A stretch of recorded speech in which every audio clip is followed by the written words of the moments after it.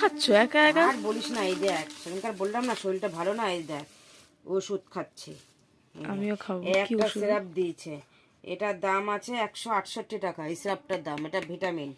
আর এটা দিয়েছে দেখ রাতে একবার করে খেতে বলেছে, তাই দেখ এই ওষুধটার দাম কত দেখ, এক পাতার দাম তোর 192 টাকা 50 পয়সা, এক কি পাতার বলো, দাম। একটা দাও। এই কটা ওষুধের তাও দাম? রাতে একবার করে খেতে দিয়েছে। আর এই দেখ এই ওষুধটা রাতে ভাই, 3বার খেতে দিয়েছে, এটার দাম 192। 253 টাকা।